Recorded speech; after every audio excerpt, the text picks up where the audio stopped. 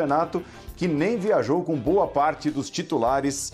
E o Flamengo ainda assim venceu. Fez 1-0 no ABC, havia enfiado 6-0 no jogo de ida, ou seja, 7-0 no agregado. O Flamengo passa passando e vai às quartas de final. Se junta ao Santos, que perdeu para a Juazeirense por 2-0, mas havia vencido o jogo da ida na semana passada aqui no estado de São Paulo, na Vila Belmiro, por 4-0.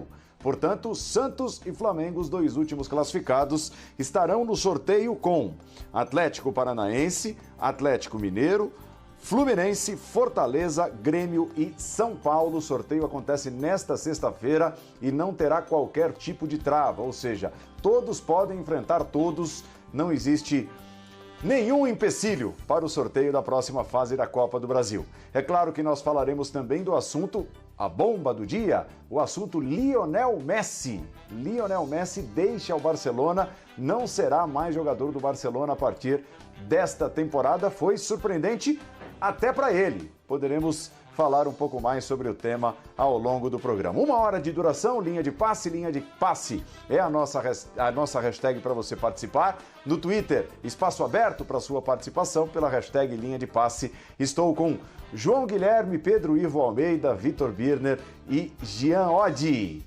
Bons destaques na vitória do Flamengo hoje contra o ABC. João Guilherme, boa noite, bem-vindo. Muito obrigado, Paulo. Um abraço, prazer estar aqui com você, com o Birner, com o Pedro Ivo, com o Jean e com os nossos fãs de esporte. É um jogo de observação, por esse aspecto interessante, né, Paulo?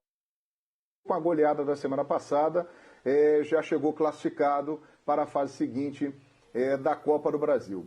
Como é agradável assistir o Pedro jogando futebol, né? Que categoria. O Flamengo venceu por 1-0, um placar apertado, mesmo com uma equipe que não é a principal, se esperava mais em termos de números no placar, mas como é bom assistir o Pedro, né? É um cara que não fez gol, mas que sai com uma facilidade da área e brinca de dar assistências. Que categoria, que visão de jogo. Inclusive a jogada do gol do Flamengo começou com ele lá na ponta esquerda, driblando, invertendo. E o Vitinho, que além do Pedro fez de novo uma boa partida, dando um belo toque de cabeça para o João Gomes, que não vinha jogando muito com o Renato Gaúcho, só tinha participado da estreia do Renato contra o Defensa na Argentina, fazendo o gol da vitória rubro-negra. Um jogo para observar jogadores, o Léo Pereira, mais uma vez, teve continuidade na zaga. Uma primeira crítica, num momento que é muito difícil criticar Renato Gaúcho, por causa desse começo histórico dele no Flamengo, mas a escolha do Rodinei para jogar ao lado do Mateuzinho no lado direito não funcionou. O Rodinei não estava à vontade, não se sentiu bem, ele é um lateral apenas, um jogador de muita força física, de marcação, e acabou não rendendo. O Maurício Souza até tentou corrigir ali um pouco no segundo tempo, em determinado momento, colocando um pouco mais adiantado o Mateuzinho, mas logo depois o Mateuzinho que mais uma vez deu provas de que tem bola e tem qualidade para ser titular do Flamengo, apesar da melhoria notória do Isla, isso tem que ser destacado. Então são pontos, são observações interessantes que o Renato deve estar agora conversando com os integrantes da comissão técnica, num jogo que o Flamengo já chegou classificado, e com certeza nós vamos falar muito mais daqui a pouco do VAR do que do próprio jogo, né, Paulo Andrade? Pois, que semana para o VAR, hein? Que dias para o VAR brasileiro. É preciso fazer alguma coisa. É preciso fazer alguma coisa. Do jeito que está, não dá para continuar, de forma alguma. Hoje o VAR estava descalibrado de novo e houve um erro, um gol mal anulado do Flamengo. A gente vai passar muito por esse tema também daqui a pouquinho. Pedro Ivo, tudo bem? Boa noite. Boa noite, Paulo, tudo bem? Boa noite a você, ao João, fã de esporte. Já senti o Vitor e o Jean ali animados para falar mais uma vez do VAR aqui. Quando não é a máquina, quando não é o olho humano, é a máquina que nos deixa na mão. Infelizmente. E se não fosse também o VAR, Paulo, muito pouca coisa a se abordar. O João praticamente resumiu, né, perfeitamente, já trouxe um recorte do que foi esse jogo de hoje, um Flamengo completamente atípico, desfigurado, não é exatamente um Flamengo do Renato, já resumiu ali quem subiu, quem aproveitou a chance, quem não aproveitou. Deixou um pouco curioso o Rodinei, confesso que eu estava, entre aspas, ansioso para ver como é que seria esse meia Rodinei, esse quase ponta Rodinei, mas não é a dele, definitivamente, né? Não tem cacuete, depende muito de campo, de velocidade, não exatamente é o mais brilhante dos jogadores com a bola nos pés, mas é um Flamengo que talvez, se a gente tivesse que fazer uma projeção, estava ali de rascunhado, né? É um Pedro, que obviamente muito acima da média, um jogador que tem potencial até para ser titular naquela formação clássica já desse Flamengo titular do Renato. É o Michael em boa fase, aproveitando para dar continuidade, dar sequência, parecia com muita confiança, era quase sempre ele, ora pelo lado esquerdo num tempo, ora pelo lado direito no outro tempo. Maurício Souza, ele mudava de acordo ali. O Michael era quase que um pilar, né? Quando tinha espaço pela esquerda, como foi no primeiro tempo, o Flamengo buscando por ali, Michael caindo pela esquerda. Quando tentou inverter, porque um lado estava congestionado, Michael pela direita. Então passa a ser uma figura quase que central desse Flamengo, digamos, alternativo. E Vitinho também aparecendo bem na construção com o Pedro do gol, que o João já narrou, né? Pedro para o Vitinho para o João Gomes, importante para recuperar essa confiança do João Gomes, que vinha ganhando ali um certo espaço com o Rogério Ceni. Ele sai, deixa o comando, o Gerson sai, muito se imaginou que ele poderia ser um nome ali, acabou não sendo, até por uma opção, até que se mostra acertado do Renato. Então, quando tem essa chance hoje, se mostra ele muito bem, ganha uma certa confiança, decide um jogo. O Flamengo tem 7 vitórias desde a chegada do Renato, é um número expressivo. Se não era o Renato à beira do campo, mas mais uma vitória serve para essa confiança. O ponto negativo da noite, como a gente já falou, infelizmente, mais uma vez, o VAR. A gente brinca, a gente tenta se esquivar, mas a gente tem que pontuar. Se a gente quer ver um futebol melhor jogado, se a gente quer ver um espetáculo melhor, tem muita coisa a ser reparada. Agora, não só pelo lado humano, mas também pelo lado da máquina, Paulo. Jean Oddi, seja bem-vindo ao Linha de Passe. Olhando para esses jogadores que estiveram em campo hoje, basicamente um time formado por reservas, dá para olhar ali para 1, 2, 3 e imaginar briga por posição nos principais jogos? Dá para imaginar alguém que esteve em campo hoje fazendo frente ao super time, né, que vive uma fase super, titular do Flamengo, Jean? Boa noite. Boa noite, Paulo. Boa noite, companheiros, fãs de esportes. Eu acho que não exatamente pelo jogo de hoje, né? O jogo de hoje era uma mera formalidade para o Flamengo, que fez muito bem em poupar seus principais nomes, né? Em colocar em campo o time que colocou. Eu acho que até a crítica, e eu entendo a crítica, né, feita pelo João, é o tipo de jogo que vale você testar tudo, né? Vale você tentar encontrar soluções novas, novidades. Era pouco provável mesmo que o Rodinei funcionasse por ali, mas foi uma alternativa, uma tentativa, não acho que vá ser repetida, mas é o jogo que te permite isso. Olhando para as atuações de hoje, Paulo, eu acho que os companheiros já passaram muito bem, né? O Pedro, para mim, foi o principal nome em campo, o Vitinho também foi muito bem.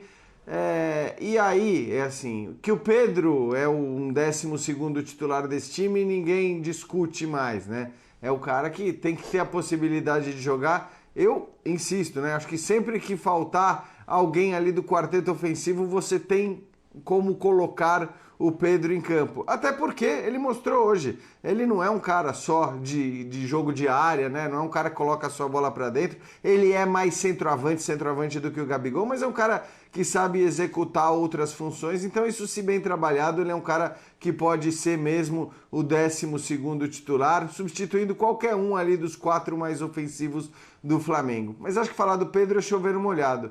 Eu insisto no Thiago Maia.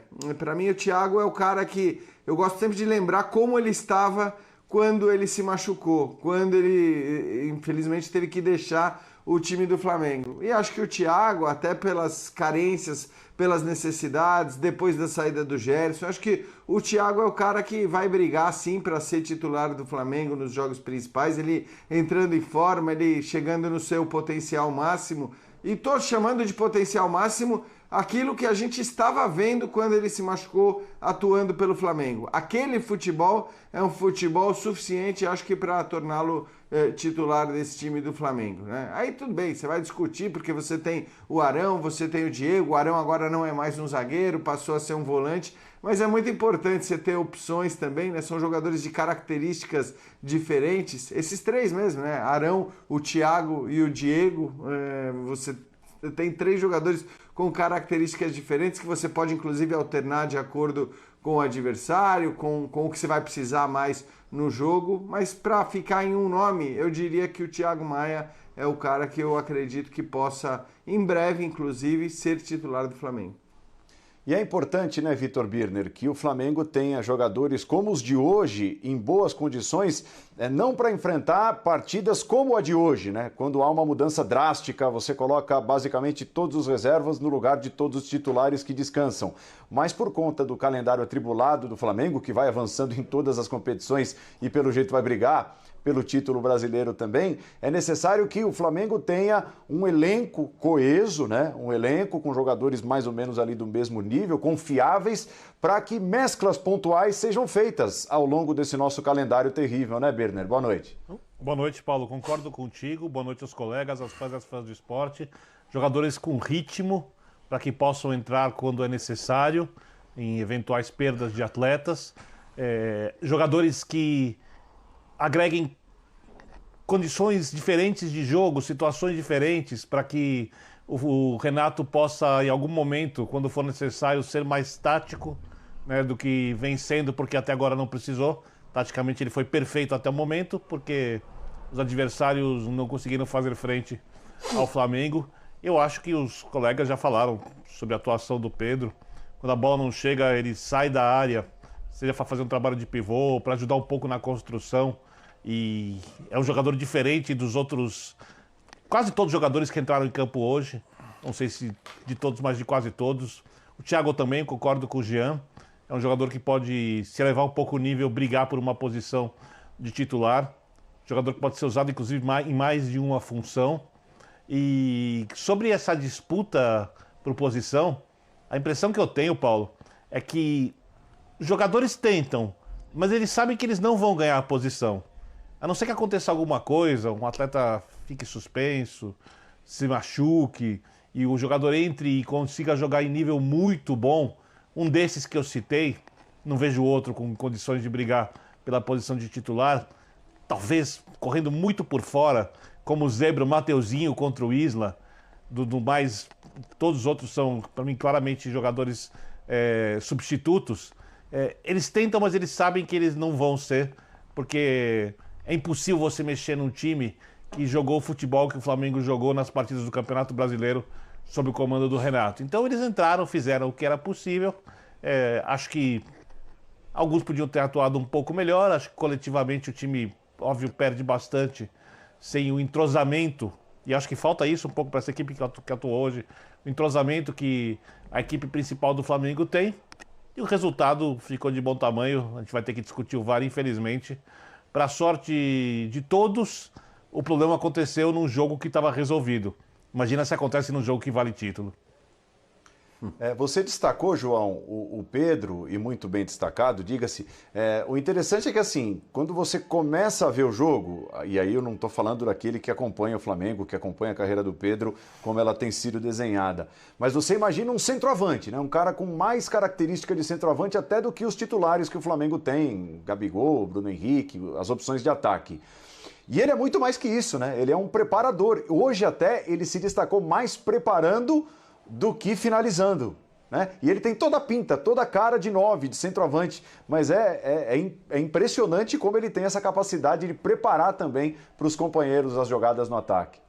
É verdade, e é por isso que ele chega a ser, ele tem um nível tão elevado, que embora o Flamengo tenha realmente esse time espetacular e esse quarteto ali da frente consolidado, mas ele, nós podemos dizer, é uma sombra, né? Porque qualquer um desses que baixar o nível, ali tem um jogador com essas possibilidades como o Pedro. Eu não sei se os companheiros vão concordar comigo, eu estava comentando até com o meu filho aqui, mas eu vejo o Pedro jogando e ele me lembra muito o Evair, que era um cara que, além de ser um grande artilheiro, também saía da área, também muitas vezes servia companheiros, tinha essa característica, inclusive, muito forte. Então eu vejo muitas coisas do Evair, que foi um atacante extraordinário, no Pedro, que realmente é um jogador acima da média. E o Renato, no outro dia, definiu muito bem, né?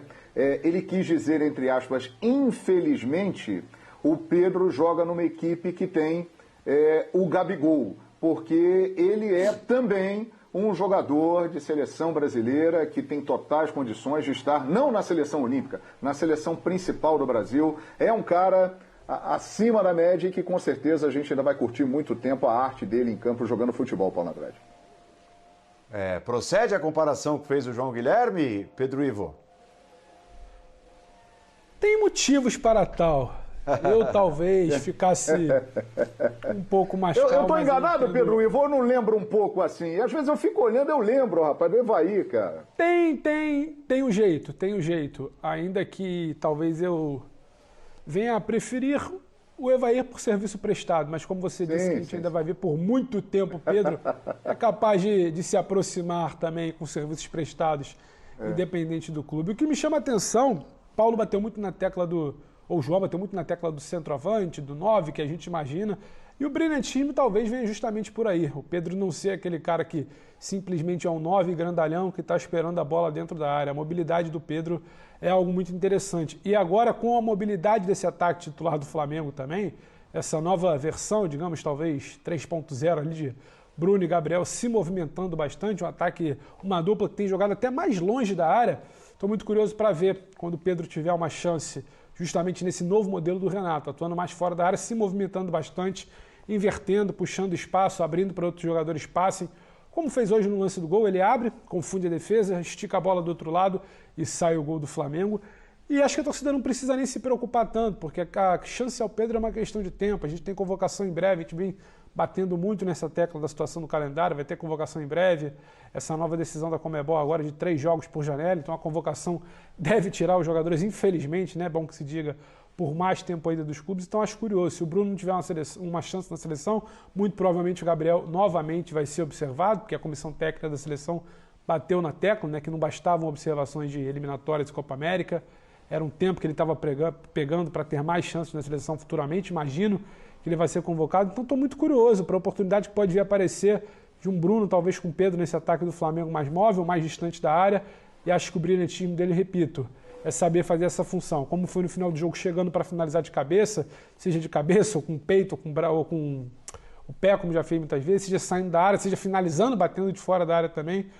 Eu acho que tudo que a gente exalta do Pedro, mais um jogo hoje, chovendo molhado, como disse do Jean, acho que vem disso. É um jogador, um atacante que beira ali, se não é perfeito, óbvio que não, nenhum jogador é, mas é bastante completo. Talvez por isso tenha puxado essa memória aí, boa memória de João Guilherme, sabia, Paulo? Boa. Então, eu acho que, assim, é importante esclarecer, e está muito claro que na comparação do João, ele não está fazendo a comparação das carreiras dos jogadores, do tamanho. É bom deixar claro. É sempre bom deixar claro. Características apenas. Porque senão as pessoas começam... Mas é claro, é como característica, e como característica lembra mesmo, né? Essa qualidade do passe. Mas é mais uma função, né?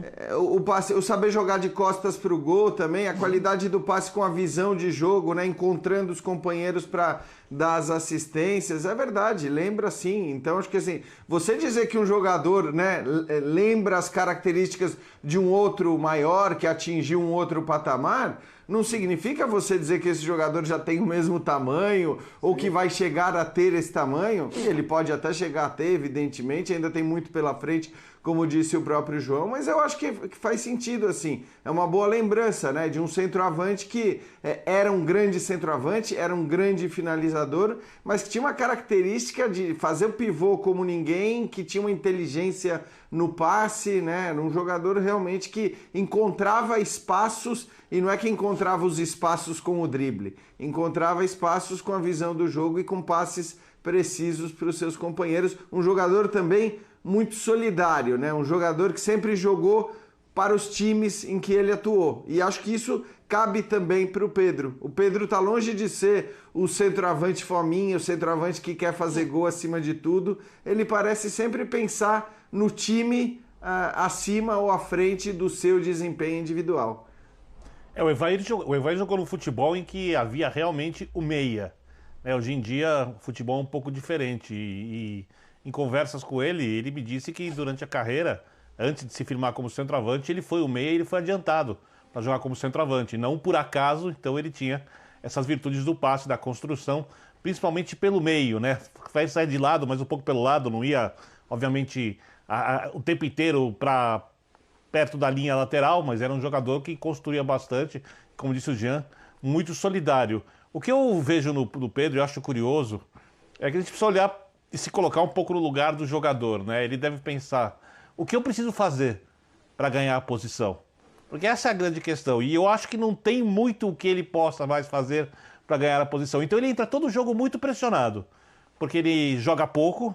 É óbvio, e ele nunca vai falar isso, que para ele seria muito mais fácil se ele tivesse o time inteiro do Flamengo principal mais ele, um jogador a menos mais ele, no caso sem o Gabigol com ele, né, seria muito mais fácil.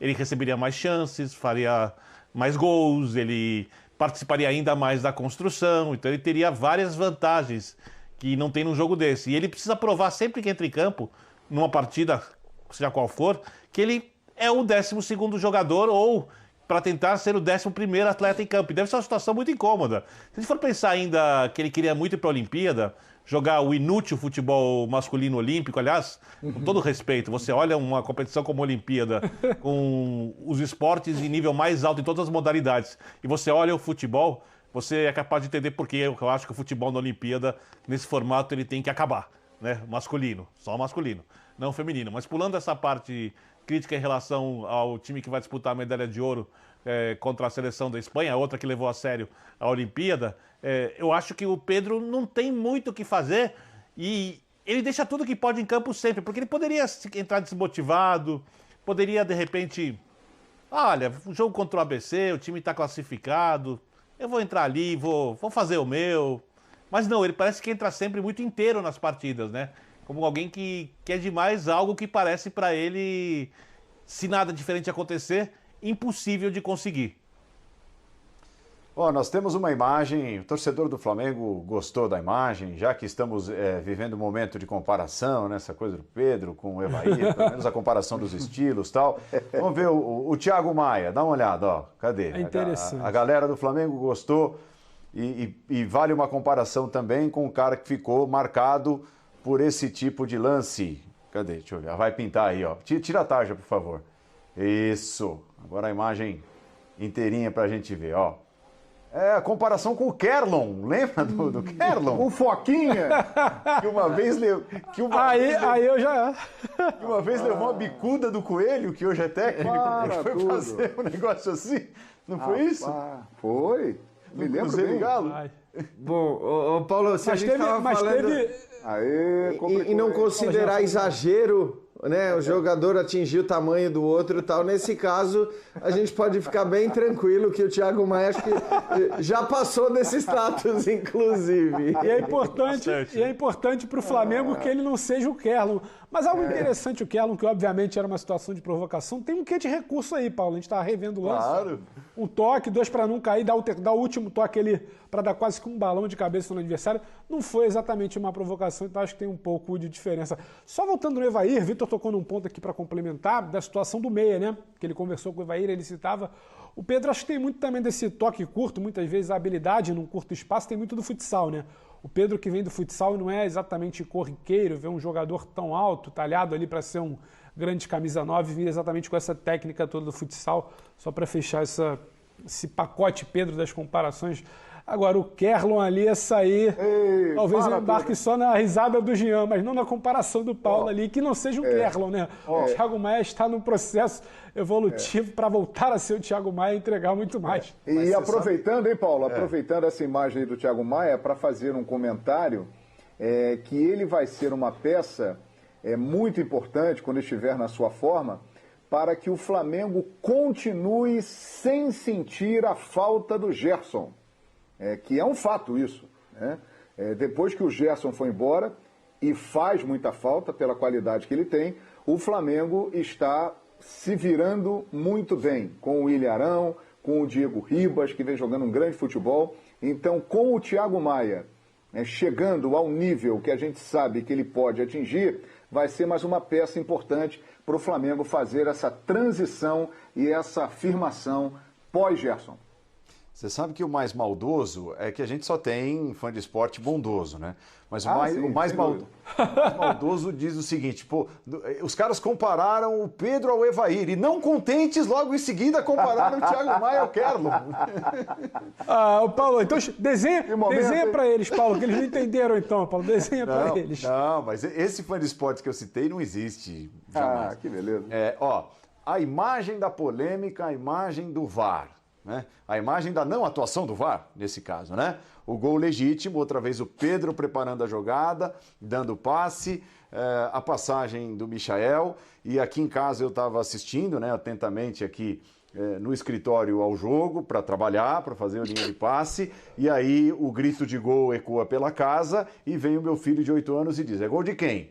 Aí eu digo, é gol do Flamengo, filho. Ah, legal. Aí eu olho e já falo, mas ele está anulando.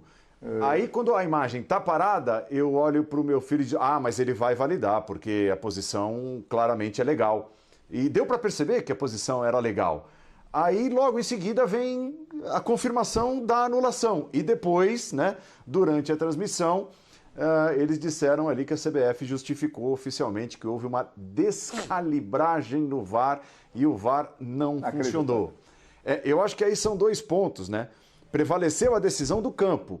Ponto. Correto, tá certo. Houve ali uma decisão do campo, mas a decisão foi absolutamente errada, foi equivocada e o gol foi mal anulado por conta do não funcionamento, naquele momento, do equipamento, seu Vitor Birner. Pois é.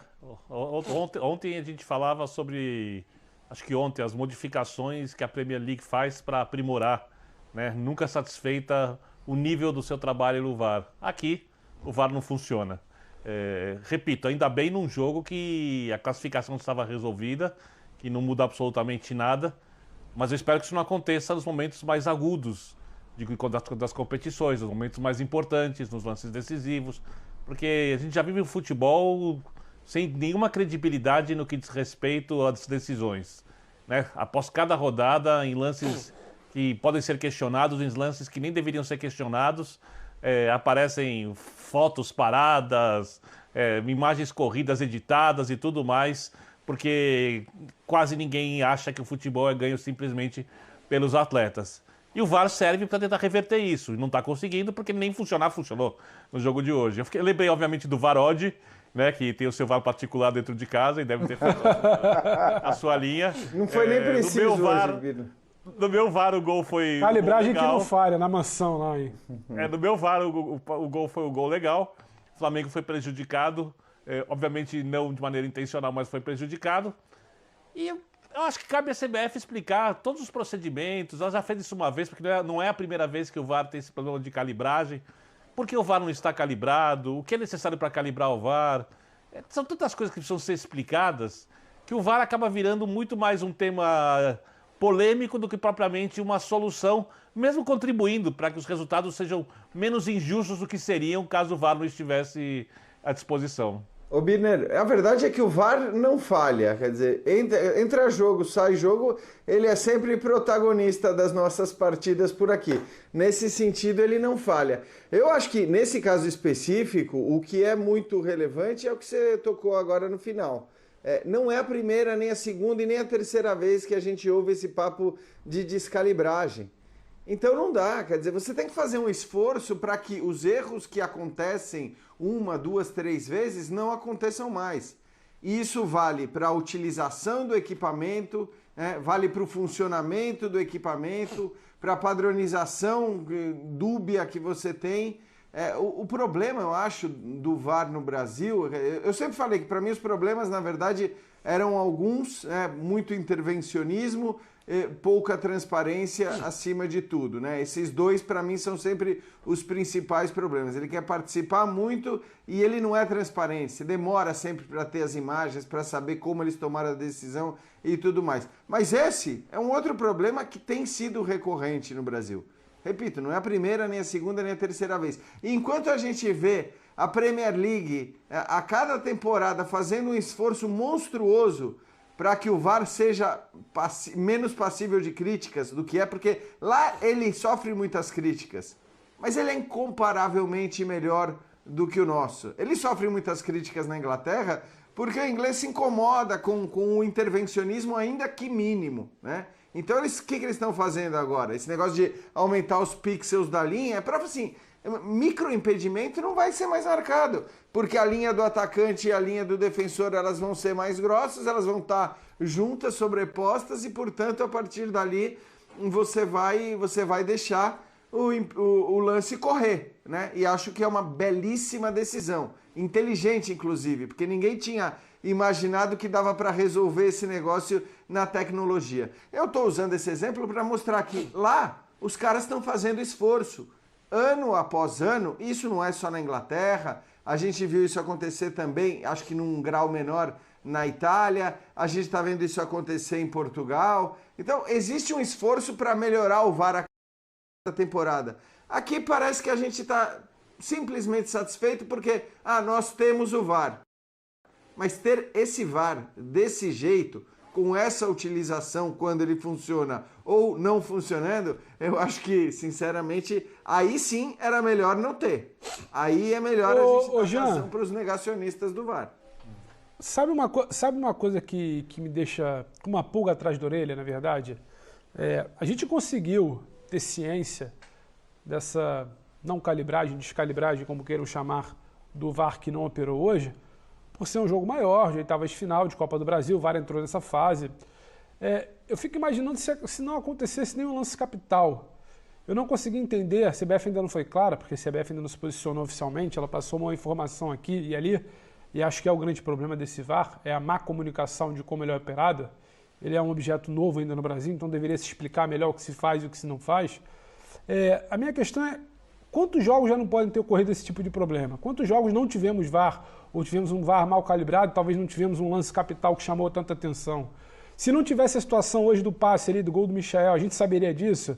Tem um lance que até agora eu não consegui compreender. Tem uma disputa de bola dentro da área, ou da pequena área no primeiro tempo. Que há um debate ali se foi pênalti no Léo Pereira, se não foi. Eu não sei se o VAR checou e não foi pênalti. Eu não sei se o VAR não checou. Amanhã tem sorteio da Copa do Brasil na sede da CBF. Não teremos a oportunidade de perguntar sobre o VAR, porque é obviamente, um episódio remoto, é um evento remoto. Tese, então, assim, gente... Lance de pênalti não tem nada a ver, né? Com a calibragem ou não das linhas. Então, tal. Mas é que não está claro. A CBF não se posicionou em tese oficialmente. Olha, o que ocorreu foi uma falha na calibragem. Foi até, se eu não me engano, uma informação do comentarista de arbitragem, dos colegas lá da Globo que transmitiam o jogo. Levou-se a CBF não tem ainda um comunicado oficial. Se pergunta, ainda não se tem. Então não sei se não teve VAR ontem, se realmente foi uma falha na calibragem. Amanhã tem um evento, a gente não consegue perguntar, porque o lance em si... Acho que é chato, né? A gente está quase todo dia aqui batendo na tecla. Aqui eu achei que não foi, aqui eu achei que foi. Só que o VAR como um todo, ele é muito problemático ainda, como é operado, como é comunicado, como não é transparente. Então acho que é um problema muito maior. Eu estou com uma pulga atrás da orelha. Se não tivesse lance capital, esse que a gente está vendo, no momento do passe, eu não consigo cravar. Para mim, me parece um gol legal, mas talvez as linhas pudessem nos desmentir. Só que a má comunicação, para mim, é o grande problema, é o maior pilar do problema que é o VAR no Brasil. A gente não consegue ter nenhuma noção. Amanhã tem sorteio de Copa do Brasil, a pauta muda, final de semana tem final olímpica, semana que vem os jogadores estão de volta da Olimpíada, tem volta de Libertadores, a pauta se atropela, vai ter um novo VAR problemático no final de semana e a gente não vai conseguir ter uma clareza sobre o que aconteceu hoje. Qual foi a comunicação, qual foi a calibragem que não funcionou, se também não teve VAR no primeiro tempo. Então, assim, o fato de ser tudo muito nebuloso, na contramão de, como o Jean falou, da situação da Europa, onde tendem cada vez mais a privilegiar o jogo e imediatamente já comunicam um grande público, através da imprensa, é claro, isso para mim é a grande diferença, porque o lance capital vai ter toda a rodada. Agora, como manejam mal esse VAR, as pessoas que controlam, que comunicam, e os operadores, é que me causa muita preocupação. A gente vai virar mais uma temporada, talvez, sem entender como esse VAR está operando. É verdade. E aí a falta de comunicação acaba gerando dúvida, né? Aliás, falta de transparência é algo que o VAR reflete da nossa sociedade. Muitas vezes a gente não tem uma transparência como a gente deveria ter em muitas situações. Agora me lembrei aqui de um outro momento importante, e esse, o jogo de hoje, embora o Birner colocou muito bem, a sorte é que o jogo já estava definido, a classificação do Flamengo é só um milagre para o ABC conseguir a classificação. Então, acaba sendo destaque, mas não teve uma influência muito grande na sequência da competição. Me lembrei aqui da reta final do último Campeonato Brasileiro, jogo em São Januário, Vasco da Gama e Internacional. Exato. Que era um jogo importantíssimo, o Inter brigando pelo título e o Vasco lutando para não ser rebaixado. E aí, naquela confusão toda, descobriram num lance que o VAR também não estava funcionando porque ele não havia tido a calibragem necessária. Esperamos que seja a última vez que a gente fale isso num programa, mas infelizmente eu acho que voltaremos a falar. E tem muito rubro-negro reclamando aqui do pênalti, do puxão de camisa. Então, exato, essa falta de clareza, né? Não dá nem para cravar que houve ali uma investigação no VAR. E eu nem sei se houve, porque foi tão rápido, e o nosso VAR aqui não é rápido desse jeito em quase nenhum momento.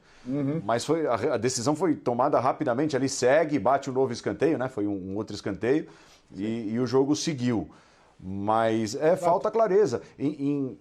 Na maioria dos torneios... Não tem um relatório, né, Paulo? Não tem um relatório. Não, né? tem. O problema ontem foi esse no segundo tempo. Mas já que a gente está falando... checado, parou de funcionar no segundo. Falta clareza. Não tem áudio também? Não tem padrão nem mesmo na exibição. Não. Quer tocar aí, Paulo? Que tá com as... Não, é isso mesmo, é isso. Não tem. Paulo. E Jean, por exemplo, a gente está acostumado aqui a mostrar, estamos falando da Premier League, mas tem aí as tuitadas, né, do Flamengo, do Bruno Henrique e tal. Estamos falando da Premier League, que está em pauta essa semana, até pelas mudanças anunciadas para melhorar o sistema e, sem dúvida nenhuma, é um exemplo a ser seguido, mas em outros torneios mais sérios também, pintou ali uma checagem de VAR, é mostrado no telão do estádio o que está sendo tocado e é mostrado na tela da televisão de quem está assistindo ao jogo. Quando não, né, Jean? Quando não, a gente tem acesso a exatamente a imagem que está sendo checada no VAR e pelo árbitro quando ele vai ali ao monitor. Esse lance e tudo aí, mais, Paulo. né? Perfeito. Esse lance. Perfeito, É esse Paulo. lance, Era isso é que esse eu ia lance falar, aí. na verdade. Esse é o lance. Do Léo Pereira. A gente tem nas outras ligas todas, isso a gente fala com muita tranquilidade, nas grandes ligas europeias, um padrão, né, de comunicação para o público no momento em que o VAR está sendo utilizado. Então você tem primeiro aquele aviso, o VAR está checando e o que o VAR está checando. Depois, no momento em que está havendo a checagem, a gente não fica tentando ver pela câmera que está filmando o árbitro, olhando o VAR, o que está acontecendo, o que ele está vendo, não. A gente tem um quadradinho do lado que mostra pra gente, na transmissão de TV, exatamente aquilo que o árbitro está vendo. E depois da decisão, a gente tem, aí não em todas as ligas, mas na Premier League a gente tem aquela definição, muitas vezes mostrada no placar eletrônico do estádio, dizendo VAR pênalti, não pênalti, né? Impedimento, não impedimento. Então, tudo é muito claro. Antes, quando eles vão checar, você sabe que eles estão checando. Durante a checagem, você tem acesso às mesmas imagens. E depois da checagem, tem ali a descrição do que foi checado e qual foi a conclusão. Aqui não tem o padrão. Não vou nem dizer que não tem, porque às vezes tem. Às vezes tem, a gente tem a informação da checagem do VAR, às vezes não tem. Às vezes a gente tem que esticar o pescoço ali em cima do árbitro para conseguir enxergar o que ele está enxergando no VAR. Às vezes a gente espera a imagem da televisão, que muitas vezes chega, outras não chega. Então, eu não entendi realmente qual é o critério, baseado em que você tem um ou outro padrão. Mas a verdade é que você não tem padrão, de maneira geral, no futebol brasileiro para utilização e para comunicação sobre o que o VAR está fazendo. E até para definir o que é pênalti ou não pênalti, como nesse lance, porque é óbvio que houve puxão, e você vai percorrer diversos jogos do Campeonato Brasileiro e verá puxão parecido e não vai ter marcado pênalti, e vai ver em outros tantos lances exatamente parecidos e também vão ser marcados os pênaltis. Nem isso tem. Não tem critério para a arbitragem definir o que é ou não é falta, o que é ou não é pênalti. Às vezes nem para definir o que é cartão direito a gente tem um critério, não tem critério para o VAR. Aqui não tem critério para nada. Aqui fica tudo ao Deus dará. Né? A gente nunca sabe o que é o que não é. E se eu não estou enganado... E se eu não estou enganado, Pedro... E o puxão é óbvio que teve, isso é muito claro. Sim, eu achei que foi pênalti, inclusive teve puxão, mas assim... Eu também acho. Se eu não estou enganado, já é a terceira temporada do VAR no futebol brasileiro. Não sei exatamente, mas acho que sim. Já dava para ter melhorado, né? Já dava para ter aperfeiçoado isso. O VAR, ele começa...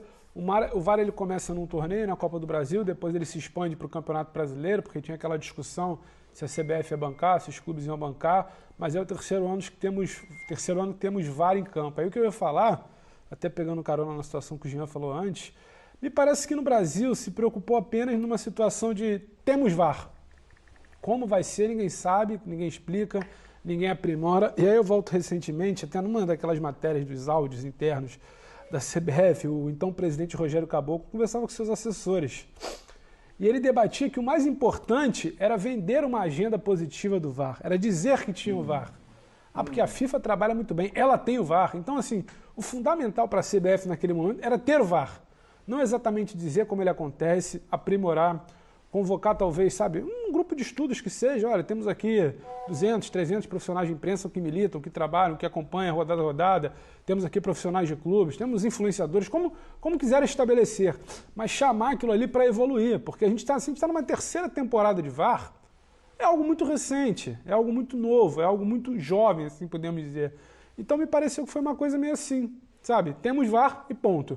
Como ele vai acontecer, como ele vai evoluir, qual é a clareza das comunicações, não está exatamente bem definido. E acho que isso só prejudica. A gente está aqui, infelizmente, mais uma vez, tendo que voltar à pauta, e não vai ser a primeira vez, a segunda, a terceira, e não vai ser a última, mas tem que ser falado porque o produto em si, ele está, sabe, ele não está se colaborando. A gente está falando da principal Copa, né? O pessoal adora encher a boca para dizer que a premiação da Copa do Brasil avançou de fase, deposita tanto, ganha quanto. Então, assim, acho que não tem sido bem tratado o produto, Paulo. E teremos uma ampliação, né, Paulo Andrade? Série B com VAR e fase final de Série C e Série D também com VAR.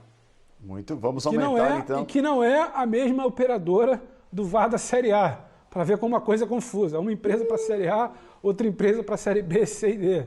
Então, assim, tomara que funcione melhor a da Série B, da Série D, da Série C. Vamos aumentar então o tempo dos nossos programas, com toda certeza será necessário. A bomba do dia. Criaram um quadro do Varode. Ele pode abrir a empresa, Varode. Eu prefiro Varode aqui. É sonoro. Quadro do Varode, uma vinhetinha. O que o VAR apontou, o que o Jean enxergou. É uma boa. Ele fica falando mal do VAR. Pauta pra gente é o que não falta. Vamos agradecer ao VAR. A bomba do dia. Não foi o VAR, até porque o VAR, infelizmente, não tem sido novidade o VAR falhar de uma maneira ou outra aqui no Brasil. Lionel Messi não seguirá no Barcelona. Nós temos uma tela para apresentar o que era o Barcelona antes dessa era absurda de Lionel Messi e o que é o Barcelona depois de Messi, né? AM e DM, antes do Messi e depois do Messi. Olha lá, com o Messi desde a temporada 04-05, eram 16 títulos do Barcelona antes e 10 títulos depois do início da era Messi. Uma Champions em 1992 antes e 4 depois. Messi virou profissional no Barcelona. Nenhum título antes do Messi, 3 conquistas depois do Messi, fora os números absurdos do próprio Messi com a camisa do Barcelona, 6 bolas de ouro e por aí vai. E o interessante nessa história, né, Birner, no final das contas quando o Messi queria sair, ele, de certa forma, foi forçado a ficar. E agora que ele queria ficar, ele foi forçado a sair. Porque o que aconteceu? O Barcelona fez ali as contas e botou tudo na ponta do lápis e não pôde, segundo o fair play financeiro de La Liga, do Campeonato Espanhol, não pôde fazer, né, selar, botar no contrato, botar no papel, reconhecer a firma da renovação de contrato no Messi, porque a conta não fechou. Então, assim, de certa forma, é o que parece, né? A notícia de hoje pode ter surpreendido até o próprio Messi. Que loucura, Birner. Eu também acho que ele ficou surpreso, até porque ele parecia disposto a ficar. Sim. Eu acho que uma coisa que chama atenção, e que dificilmente aconteceria se fosse em nosso futebol, é que as regras financeiras prevaleceram sobre a questão esportiva. E as regras financeiras são essenciais para que o campeonato seja limpo. Então, é uma pena, obviamente, a saída do Messi do Barcelona. A gente está vendo, e é bom que a gente valorize a história passando na frente de nossos olhos.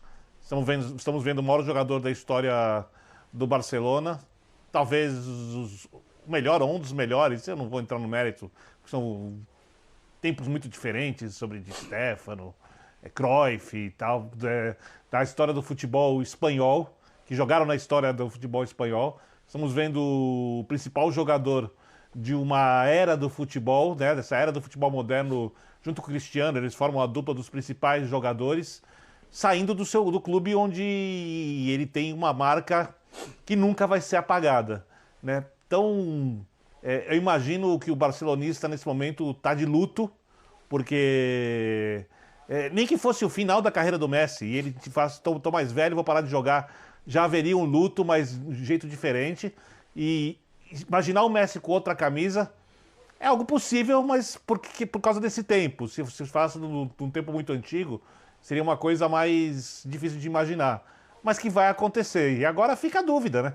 Vai para onde? Vai para o Paris Saint-Germain, onde ele aparece em fotos ao lado dos seus amigos e jogadores, onde o fair play financeiro não sei se é cumprido à risca ou se ele é driblado algumas vezes, né? Vai para o Manchester City, onde ele tem o seu treinador preferido, o que mais gosta e o que mais gosta dele. Quer dizer, a gente está vendo o encerramento de uma era épica, gloriosa, de um time que jogou, se a gente for olhar com frieza, nesse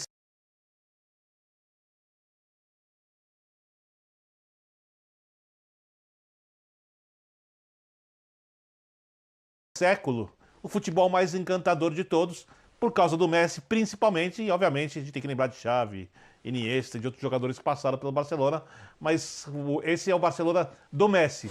E será para sempre o Barcelona do Messi, como teve o Santos de Pelé, o Ajax de Cruyff, né, e tantos outros times com jogadores gigantes que marcaram uma era, e a gente está vendo essa era, infelizmente, acabar. Ó, e aí, uma foto, né, que foi publicada, Jean, antes do que aconteceu hoje, do Messi ali abraçado a jogadores que são do PSG. Aí já surge lá a teoria, né? Olha lá, ele já sabia e tal. Mas pelo que foi divulgado hoje, e se foi realmente uma surpresa para ele a não renovação do contrato, como eles dizem na Espanha, um bombaço, né? A não renovação do contrato, aí não procede que essa foto tenha sido já o início de um namoro que pode terminar em casamento, né, Jean? Não, a foto talvez não, Paulo. Agora, se a gente olhar para a realidade do futebol mundial, e é isso que eu acho lamentável também em toda essa história, sabe? Eu tenho sentimentos ambíguos em relação a essa mudança do Messi. Primeiro porque seria uma história muito linda, né? A vida do Messi dedicada ao Barcelona, a vida toda a um clube apenas. Isso é tão raro e é tão legal e seria uma história tão linda no dia que ele encerrasse a carreira, né? Ia ser uma coisa muito bacana, porque é uma coisa que hoje em dia praticamente não acontece mais. Então, esse é o lado triste. Por outro lado, pra gente que trabalha com futebol, vai ser legal, né? Pra onde quer que ele vá, vai ter uma coisa muito legal, vai ter uma expectativa enorme antes do primeiro jogo, vai ter uma expectativa enorme pela primeira temporada, pela relação com os novos companheiros de time, quem vai se dar bem, como vai ser o Barcelona também na sua primeira temporada sem o Messi. Então tem um aspecto de novidade que movimenta, de certa forma, né, tudo que envolve o futebol.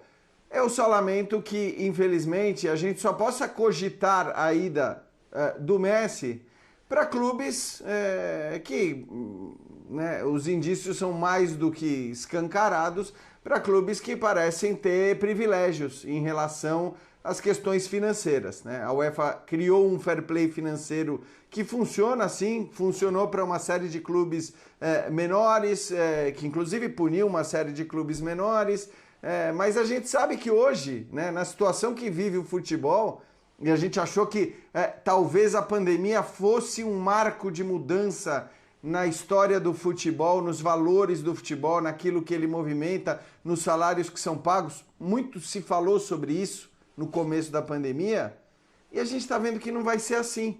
Pelo contrário, não vai ser assim porque alguns continuam tendo um dinheiro que lhes é permitido, sabe-se lá como, com que drible, mas eles conseguem ter um dinheiro que os outros não têm.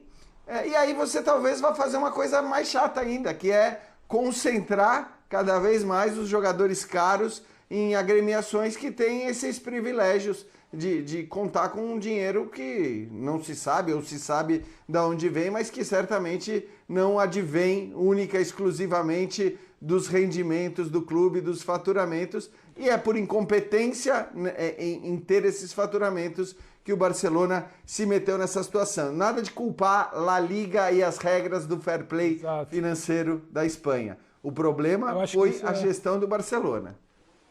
é fundamental, né? O Vitor toca muito bem no ponto do fair play financeiro, que bom que existe lá, mas não é exatamente um fair play financeiro vilão, né, Jean? Vilão é o Barcelona. Eu acho que muita gente sente, os catalães vão sentir, Messi vai sentir, o fã de futebol vai sentir. Agora, é um absurdo do ponto de vista da análise do clube, né? O clube tinha... A gente bateu aqui na tecla recentemente, a arrecadação de Manchester United, de Real e Barcelona. Então, o Barcelona é uma das maiores marcas do mundo. O Barcelona tinha a maior marca individual do mundo. Se não a maior, talvez a segunda maior, terceira maior. A gente pode discutir isso, mas não é o caso. Então, você tinha todo esse potencial e não tinha gestão, não tinha responsabilidade. Então, não cabe agora querer demonizar ou vilanizar um fair play financeiro, uma situação de regra, uma situação de que como se tivesse ali quase que um limite, alguém tentando impedir o seu crescimento. É tudo culpa única e exclusivamente de uma gestão pífia do Barcelona. Não dá para dizer que é o Messi, não dá para dizer que é o fair play, não dá para dizer que é um clube que tem de contratar com dinheiro X ou Y. Acho que o debate que o Jean levanta é interessante. É uma culpa única e exclusivamente do Barcelona, que deu todas as condições para que o Messi escrevesse essa história, que a gente está vendo aí na tela agora com todos esses números. Lidera todos os rankings do Barcelona, jogos, gols, vitórias, títulos, artilharias, gols em La Liga, gols em outros torneios internacionais. Impressionante. O Barcelona deu toda essa condição, mas o Barcelona também foi preponderante para terminar a história do jeito que foi, uma temporada sem alma, sem gente no estádio, né? Isso não é culpa dele, tudo bem, mas deixou ser assim, sem uma despedida, um Messi surpresa. Imagina que frustrante o jogador ser pego de surpresa com uma decisão a partir de uma regra financeira. Então, assim, acho que cabe colocar o pingo nos is. É um Barcelona histórico, é um Barcelona do Messi, mas é um Barcelona que não soube ter o Messi também. Então eu quero saber de vocês o seguinte, aonde vocês, aí é assim, uma preferência pessoal, tá? Vou fazer uma rodada, aonde vocês preferiam ver o Messi a partir de agora, em qual liga? E pode até estender e dizer em qual clube. É só um exercício, não é assim, porque assim, a informação que se tem, pelo menos é uma informação que foi trazida pelo The Athletic, pelos jornalistas do The Athletic, que é muito sério, né? É uma publicação inglesa muito, muito séria, é que houve já um primeiro contato, teria havido um primeiro contato ali por volta das 9 da noite, horário da França, um primeiro contato entre Messi e Pochettino, que é o técnico do PSG. A partir daí, o PSG começou a fazer contas entre 9 e meia-noite, horário local, horário França, para tentar viabilizar, para botar no papel e perceber se é possível ou não a contratação do Messi, levando-se em consideração uma série de fatores. Então essa é a informação do momento e eu confio plenamente na maioria das informações que o The Athletic divulga. Então essa é a informação. Talvez ali, se for para vincular o nome dele a um clube, nesse primeiro momento seria o PSG, aí depois as especulações, a história com Guardiola e tudo mais, aí você parte para o campo das especulações. Eu vou trazer aqui para os nossos comentaristas a preferência. João, onde você gostaria de ver o Messi de agora em diante? Eu gostaria de vê-lo na melhor liga de futebol do mundo, na Premier League. Acho que seria incrível, né, ter o Messi no maior campeonato de futebol nacional que existe. Mas eu acho que ele vai para a Ligue 1. Né? E nós vamos ter a oportunidade de acompanhá-lo aqui nos canais esportivos do Grupo Disney. Acho que ele vai para o Paris Saint-Germain, porque todo o mundo, todos os times do planeta querem Lionel Messi, mas poucos podem ter. E entre esses poucos, o Paris Saint-Germain, além do aspecto financeiro, que é claro, vai ter que ser analisado o fair play, tem algumas vantagens. Aquela foto que nós vimos ali, ela é uma vantagem do PSG. Sim. O Messi tem muitos amigos no PSG. O Messi se sentiria em casa no Paris Saint-Germain. O Pochettino é muito amigo de Messi. Eles vêm da mesma origem, do Newell's Old Boys, da cidade de Rosário. E o Paris Saint-Germain tem caixa para levar Lionel Messi. Basta ajustar no fair play financeiro. Então eu gostaria de vê-lo na Premier League, mas acho que ele vai para o PSG. Vitor Birner, não vale falar Rosário Central, tá? Tá com o Di Maria ali, que vai jogar de graça no Rosário Central no final da carreira. Deixa o romantismo de lado. Ele não é tá canalha, Birner. É um exercício, mas com possibilidades mais concretas. Por favor, Birner. Bom, como disse o Jean, tem que ser um clube que pode gastar e que talvez não cumpra as regras pelo que a gente desconfia exatamente como é necessário. Eu acho que para o mundo do futebol, uma coisa que seria muito positiva, como também se especulou, e acho que não vai sair mais a saída do Cristiano da Juventus, seria a volta do Cristiano para o United e o Messi no City com o Guardiola.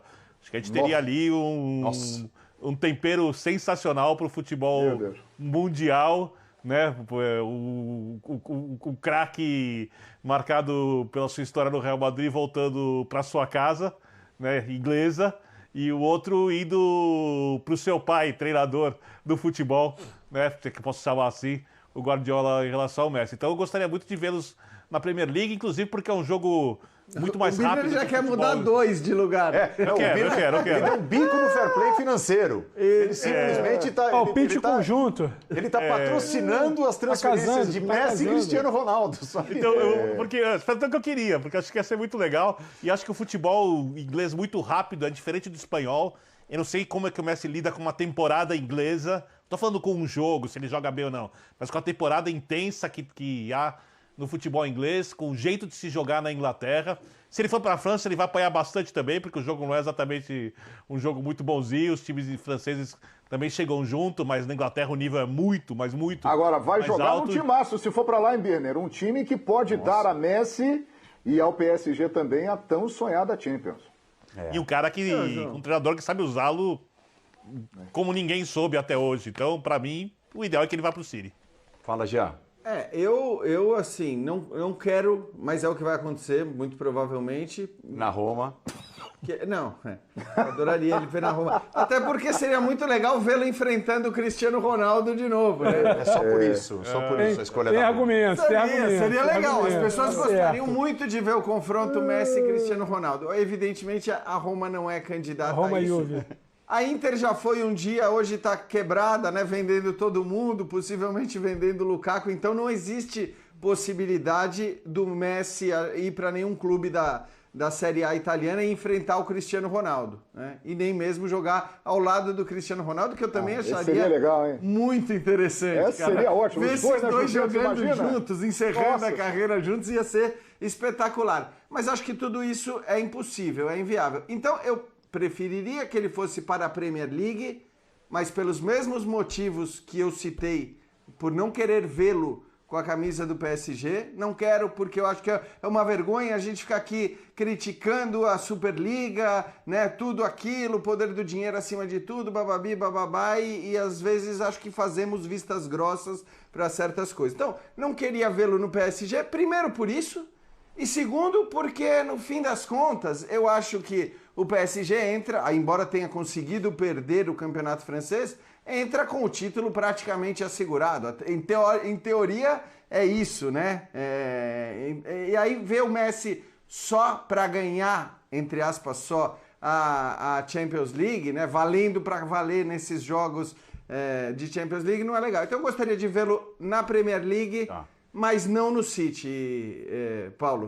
Porque querê-lo no City é a mesma coisa que querê-lo no PSG, sobretudo depois de um momento que o City acaba de gastar 100 milhões de libras para contratar o Grealish.